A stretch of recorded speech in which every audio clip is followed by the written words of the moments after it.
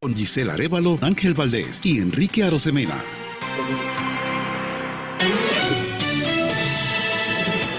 Entrevista de actualidad, Panamá Hoy. Tú eliges 2024.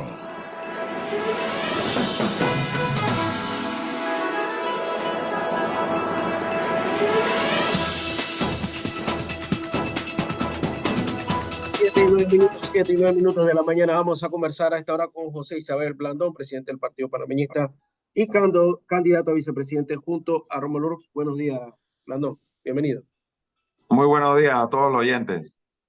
Sin duda ahí vamos a hablar de educación, claro que sí, pero bueno, hay noticia, don Blandón, y es la inhabilitación de Ricardo Martinelli como candidato a la presidencia. ¿Cuál es la reacción de Blandón ante este anuncio ya oficial por parte del Tribunal Electoral? Bueno, ese era el resultado esperado e inevitable después de haberse ya confirmado la condena en primera instancia por más de 10 años. La Constitución establece claramente que nadie puede ser candidato a un puesto de elección si tiene una condena por más de 5 años. La reflexión que queda al finalizar este caso es que esto resalta la necesidad de tener un sistema de administración de justicia en nuestro país que funcione, que sea imparcial, que sea expedito y que le garantice al país seguridad jurídica y certeza del castigo. Ahora, conversamos algunos minutos antes con Eduardo Camacho y él comparaba inclusive a Ricardo Martinelli con el presidente Endara con las elecciones del 89, que hay una dictadura y que pues él es el candidato, Ricardo Martinelli era el candidato de la democracia. Bueno, no escuché esas declaraciones, pero Endara debe estar revolcándose en la tumba ahora mismo. Todos recordamos las declaraciones del propio expresidente Endara de cómo retrataba a Martinelli y lo que él consideraba que Martinelli representaba para el país. Ahora, hay una persecución contra Ricardo Martinelli, se actuó y eso sí tenemos que decirlo, el propio magistrado Escoferi dijo en TVN, en un programa el domingo, cuál era el proceso que se debía seguir una vez era notificado al Tribunal Electoral y ayer se actuó de una forma completa diferente. Yo no soy el que va a decir si era correcto o no, pero sí hay evidencia de que se había dicho una cosa y después actuó de otra manera. ¿Ha actuado el Tribunal Electoral finalmente de la forma correcta? Te reitero, la Constitución es clara y es una reforma que hicimos en el 2004, en la que quienes habla tuvo directa participación. Toda persona, llámese como se llame, que haya sido condenada por 5 años o más, no puede ser candidato en Panamá. O sea, cualquiera que reciba una condena de ese tipo, así sea que ya haya sido postulado, tiene que ser inhabilitado por el Tribunal Electoral desde el momento en que la condena queda en firme. Eso se aplica para Martinelli y para cualquier otra persona. ¿Podrá José Raúl Molino captar los votos de Ricardo Martinelli o se le puede dar por descartado como candidato a la presidencia? Mira, descartado, no creo que haya que descartar a nadie en este momento. Esta es una elección que está abierta. Nosotros estamos seguros que con el trabajo que estamos haciendo y que vamos a seguir haciendo, la vamos a ganar. Lo que sí creo que también es indudable es que el señor Molino, como lo he dicho en otras ocasiones, no tiene mayor carisma ni simpatías y no va a lograr recoger los votos de lo que representaba su compañero de fórmula hasta ayer. Estamos comparados y aquellos que, bueno, que enfrentan a la justicia han señalado que estamos como en Nicaragua, han descartado, este es el caso de la señora Zulay. Hay otros funcionarios públicos, inclusive este gobierno, en lo que en este preciso momento se le está pidiendo el levantamiento del fuero electoral. ¿Qué ha ocurrido en ese sentido? ¿Cómo lo ve José Bueno, es que Isabel. por eso te reitero, yo creo que este caso refleja muy bien las deficiencias de nuestro sistema de administración de justicia, porque la justicia debe ser expedita.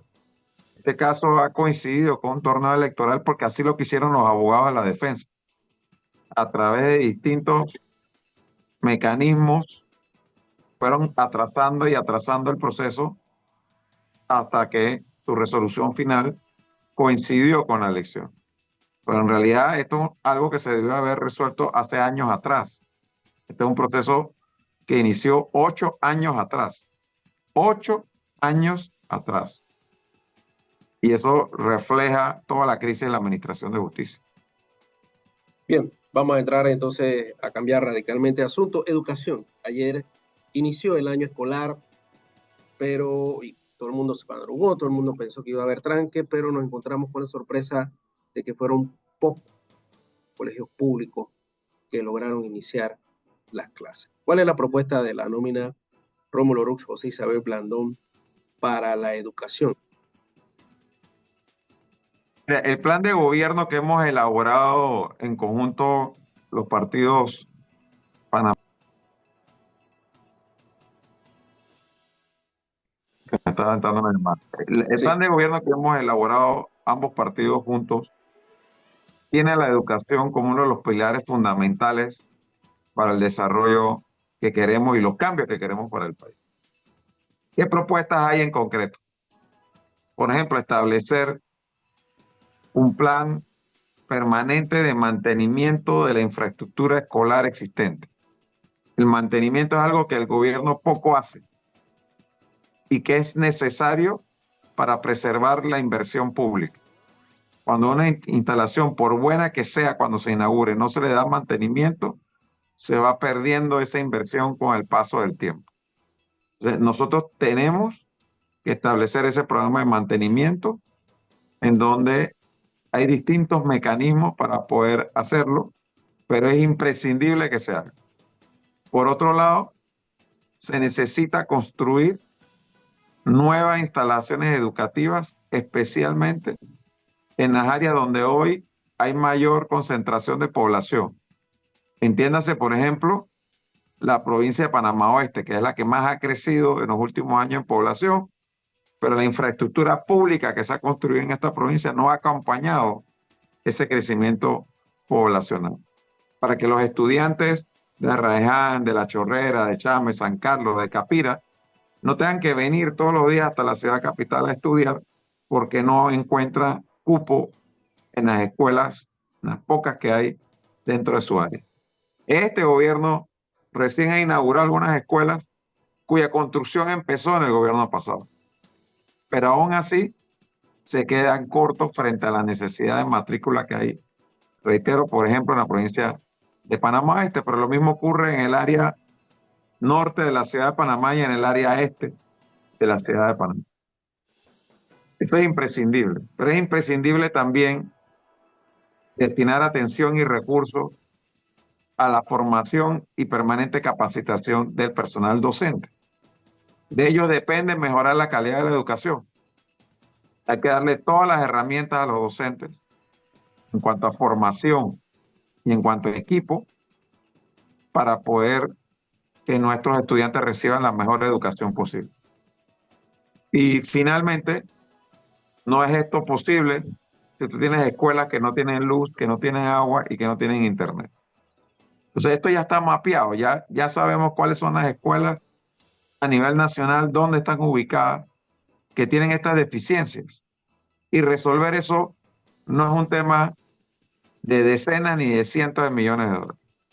Es un tema, por ejemplo, en el tema de la internet, es un tema que en su totalidad puede llegar a costar menos de 10 millones, pero que óptimamente no debiera costar más de 4 millones de dólares ponerle internet a las más de 2.000 escuelas que están sin internet hoy en día. Ahora, el currículum, las materias, y que sea un tema de Estado, porque aquí vivimos en una ocasión que había una ministra que quitó relaciones de Panamá con Estados Unidos, redujo las horas de educación física, vino la otra administración, cambió todo, entonces al final no hay un plan concreto y si ese plan que ustedes plantean también busca, hombre, al final la gente va a la universidad, pero no termina trabajando de lo que se graduó. Mira, hay una hoja de ruta que ya está planteada por el Compromiso Nacional por la Educación. Y no se trata de improvisar ni de querer empezar de cero.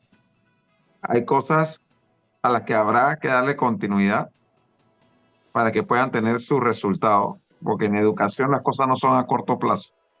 La educación, los resultados de las iniciativas se ven a mediano y largo plazo.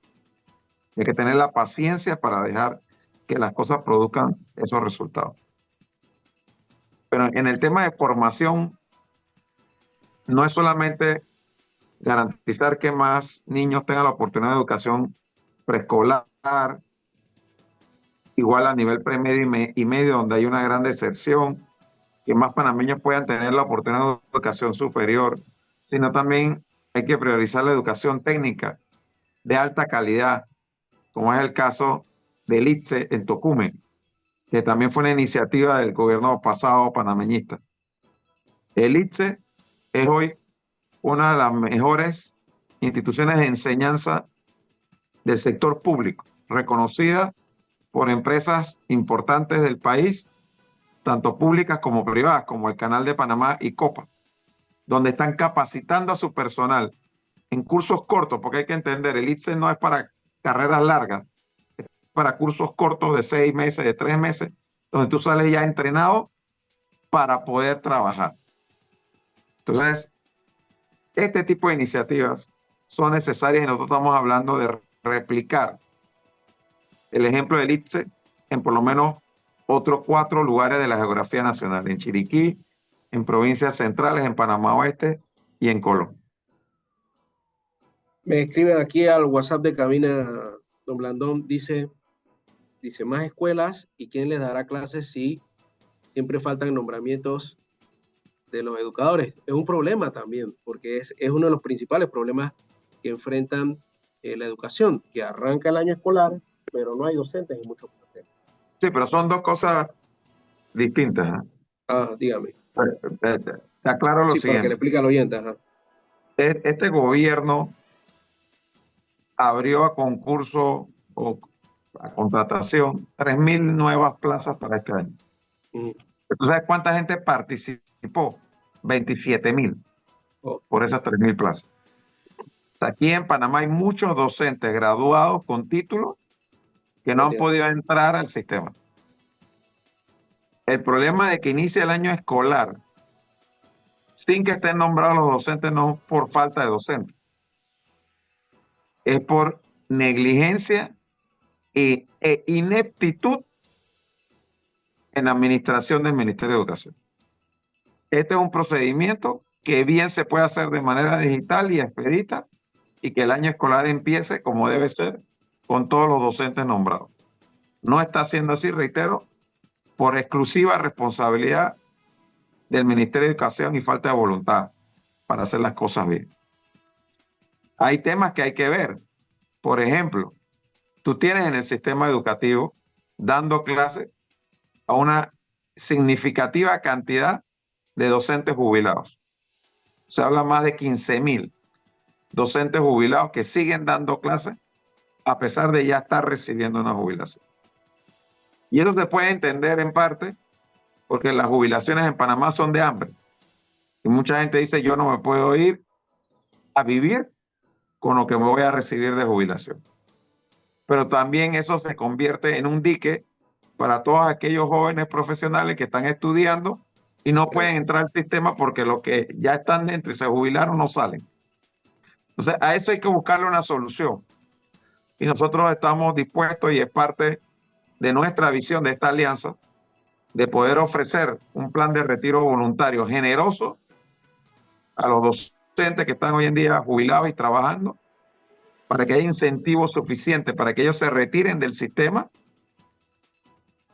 con toda la comodidad y seguridad financiera y puedan entrar nuevos profesionales de la educación al sistema educativo. Eso es algo que hay que hacer, pero para hacerlo se requiere voluntad. Esa es la palabra mágica, voluntad. porque en Panamá los recursos existen. Hablando de voluntad, ¿qué ha ocurrido con los planteles que llevan años en mantenimiento, que estaban por remodelarse y terminan dando clases en centros comerciales? Es que el negocio está en, yo quiero pensar que hay que averiguar quiénes son los dueños de esos centros comerciales donde se arrienda y por qué se prefiere pagar por año un arriendo que terminar con la modificación o la reparación de las escuelas. Mira, gobernar es un tema bien serio, Enrique, y yo creo que uno tiene que prepararse para hacerlo. Y en ese sentido, nosotros no estamos esperando al 5 de mayo y a ganar la elección para prepararnos para hacer el trabajo que hay que hacer, porque aquí hay mucho tiempo perdido. Sí. Y hay que recuperar ese tiempo. Nosotros nos hemos estado reuniendo con gremios docentes, nos hemos estado reuniendo con expertos en educación, nos hemos estado reuniendo con empresas proveedoras de servicios, como por ejemplo con Google, nos hemos estado reuniendo con contratistas y gente que tiene experiencia con respecto al Ministerio de Educación. Y de todas esas reuniones, por ejemplo, hay conclusiones que nosotros estamos tomando muy en cuenta. Una de esas conclusiones, con respecto al problema de la infraestructura que tú estás mencionando, es que la creación del Viceministerio de Infraestructura, que se hizo supuestamente para ayudar a mejorar todos esos problemas que estamos mencionando, no trajo el resultado esperado. Más bien, para algunos, vino a empeorar la situación, porque hay ahora que hacer un doble proceso para obtener los permisos de construcción y darle seguimiento a todas estas obras de infraestructura, porque tú tienes que sacar los permisos en el municipio respectivo, pero además ahora tienes que pasar por un proceso de aprobación de planos por el MEDUCA, que es extremadamente lento y retrasa todo esto.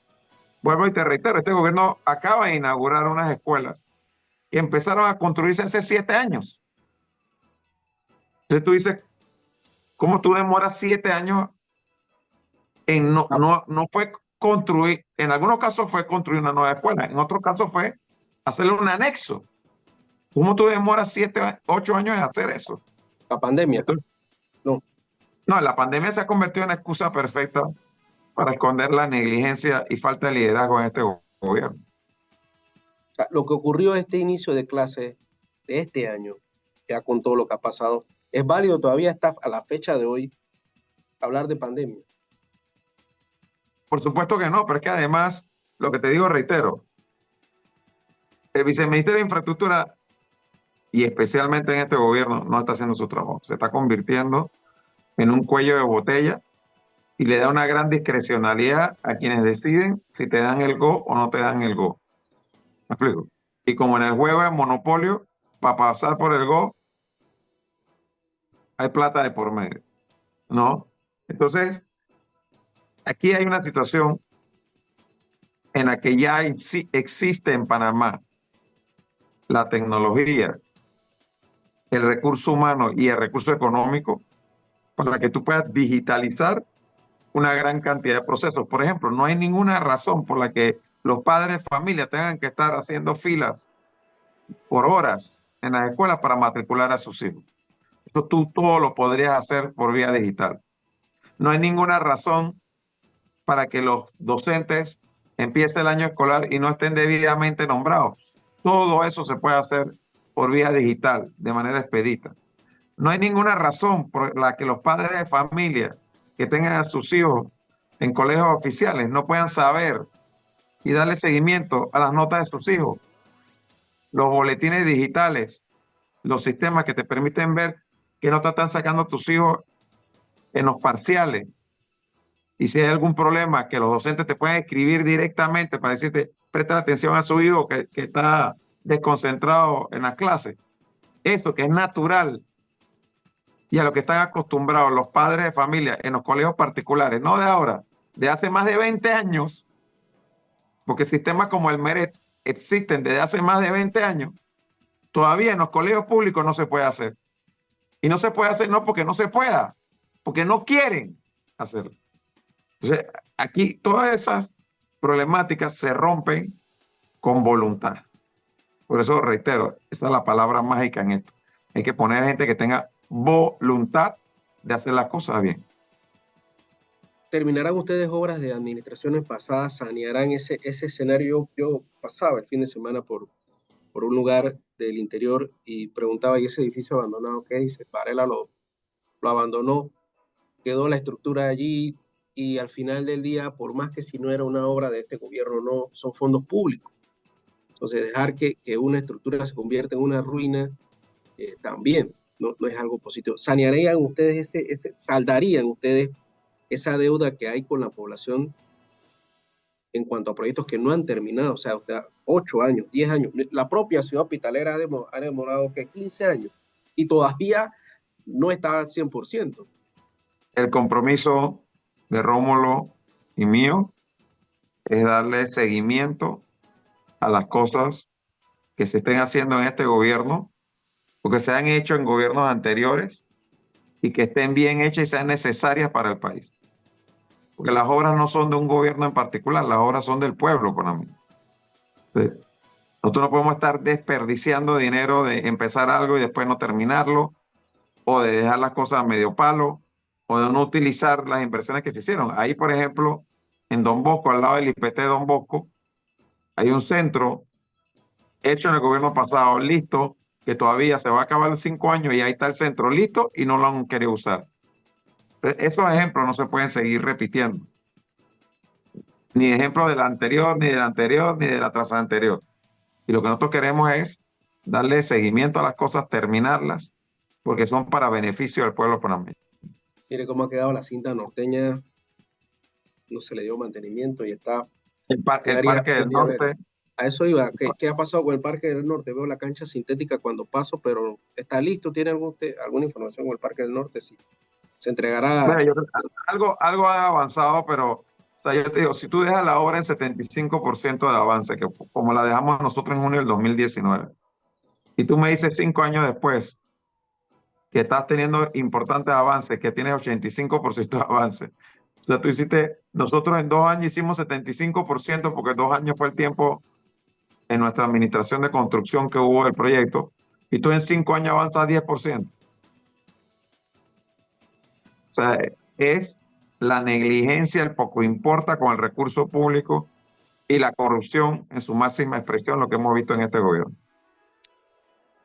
7:31. Gracias, José Isabel Blandón, por conversar con nosotros aquí esta mañana en Radio Panamá. A la orden.